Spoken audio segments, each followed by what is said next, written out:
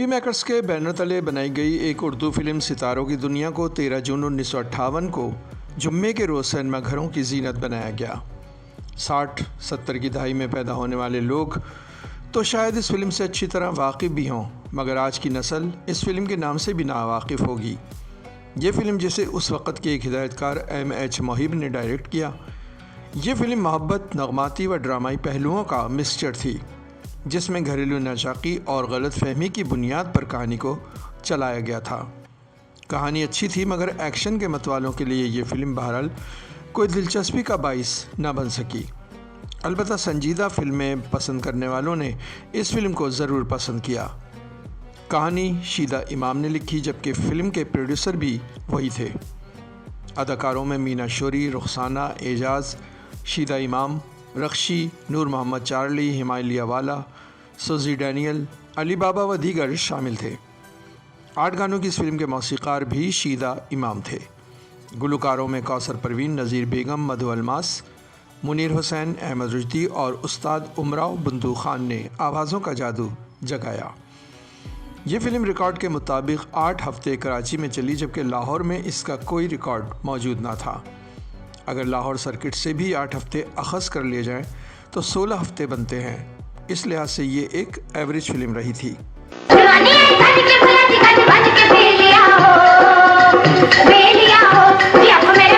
मुबारक films के साए तले एक पंजाबी फ़िल्म जट्टी को 20 जून 1958 को बैक वक्त कराची व लाहौर में रिलीज़ किया गया, जिसे मारूफ डायरेक्टर M.J. राना ने डायरेक्ट किया था।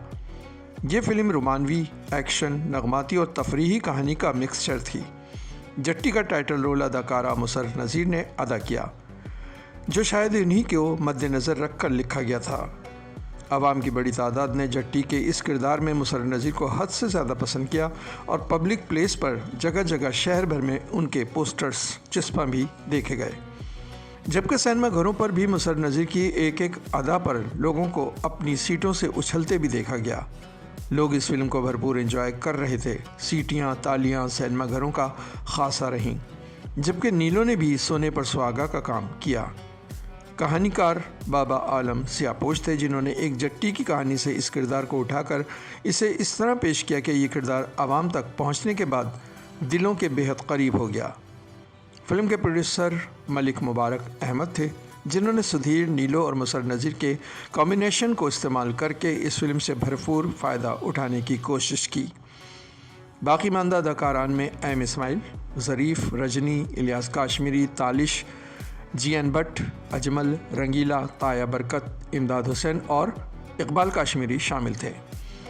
अदाकार रंगीला की ये पहली फ़िल्म थी जिससे उन्होंने फ़िल्मी डेब्यू लिया था। मज़ाहिया किरदार में उन्हें ज़रीफ़ के साथ कास्ट किया गया, जो देखने वालों के लिए एक नई चीज़ साबित हुए। 9 गानों की इस फिल्म के मौसीक़ार G.A. चिश्ती थे, जिन्होंने ज़ुबैदा खानम, इनायत हुसैन भट्टी, मुनीर हुसैन, ज़रीफ़ और इमदाद हुसैन की आवाज़ों का जादू जगाया। इस फिल्म ने मुल्क भर से मजमूई तौर पर सिल्वर जुबली हफ्ते हासिल किए और एक यादगार फिल्म बनी।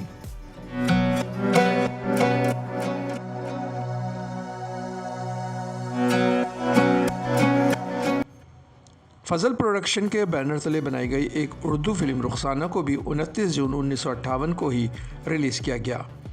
अक्सर लोग इस फिल्म को अदाकारा रुखसाना की फ़िल्म समझ बैठे थे, जबकि इस फिल्म में वो थी ज़रूर, मगर रुखसाना का टाइटल रोल अदाकारा मुसर्रत नज़ीर ने किया था। ये फ़िल्म जट्टी की कामयाबी के बाद रिलीज़ की गई थी, जिसमें मुसर्रत नज़ीर को एक जट्टी के रूप में शोहरत मिली थी। फ़िल्म रुखसाना के हिदायतकार फ़ज़ल दीन की यही सोच इस फिल्म के पीछे कार फरमा थी कि अब जबकि मुसर्रत नज़ीर का टाइटल रोल कामयाब हुआ है, उन्होंने फ़ौरी तौर पर फ़िल्म रुखसाना में उन्हें यह मरकज़ी किरदार दे दिया।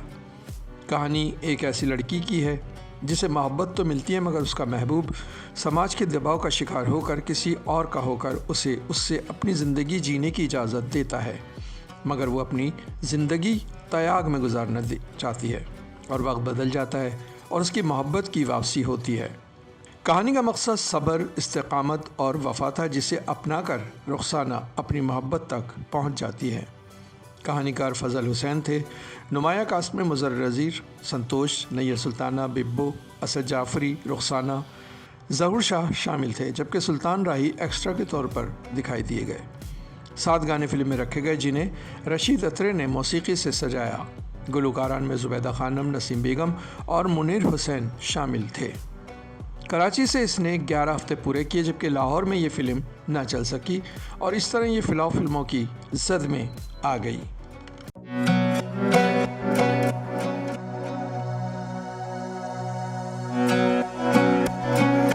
मूनलाइट पिक्चर्स के बैनर तले बनाई जाने वाली एक उर्दू फिल्म भरोसा को 22 अगस्त 1958 बरोज़ जुम्मा रिलीज़ किया गया। ये फिल्म सोशल, मोहब्बत और समाजी ऊंच नीच के मामलात को लेकर बनाई गई थी, जिसमें जज्बात, एहसासात और नफ़रत पर मबनी कई सीन्स को यकजा करके फ़िल्म की कहानी को संवारा गया। फ़िल्म की कहानी रियाज शाहिद ने लिखी, जो बतौर राइटर उनकी ये पहली फ़िल्म थी, जबकि फ़िल्म डायरेक्टर जाफ़र बुखारी थे, जो इस कहानी से बेहद पुरुम्मीद थे। अदाकारा यास्मीन ने मरकज़ी किरदार अदा किया, जिसमें उन्होंने पहले हाफ में एक चंचल दोशीज़ा, बाद अज़ां माँ के दुखी किरदार में परफॉर्म किया था। अदाकारा यास्मीन के लिए ये फ़िल्म शोहरत का बाइस बनी। उनके मद्दे मुकाबिल यूसुफ खान ने हीरो के तौर पर शमूलियत इख्तियार की, जबकि दीगर में हुस्ना, लैला, अलाउद्दीन, तालिश, माया देवी, रेहाना, शाहीना, बिब्बो और मजीद शामिल किए गए।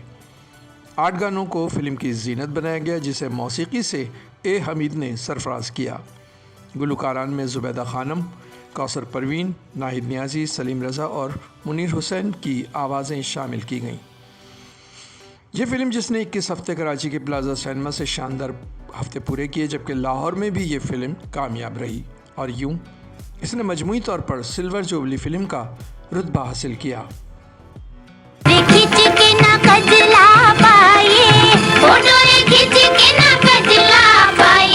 पाकिस्तानी पंजाबी फिल्म मुखड़ा क्रेसेंट पिक्चर्स के बैनर तले 29 जून 1958 को रिलीज़ की गई।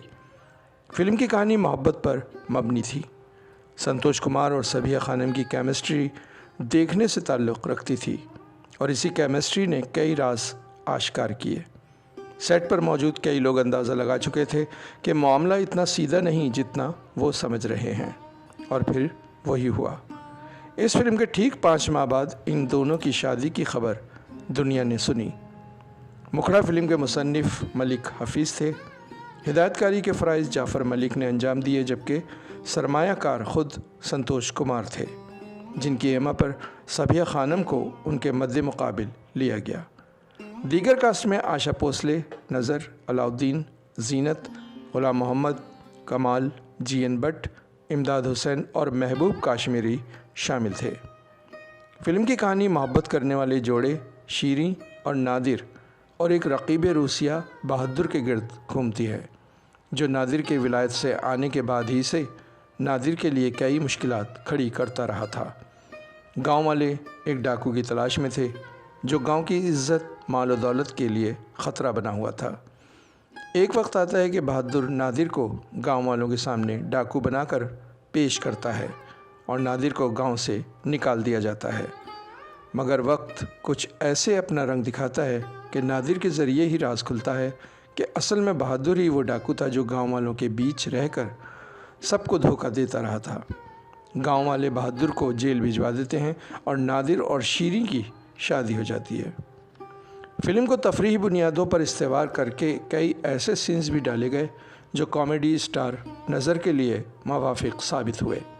इसके अलावा फ़िल्म में एक्शन को भी शामिल किया गया और फ़िल्म को दिलचस्प बना दिया गया।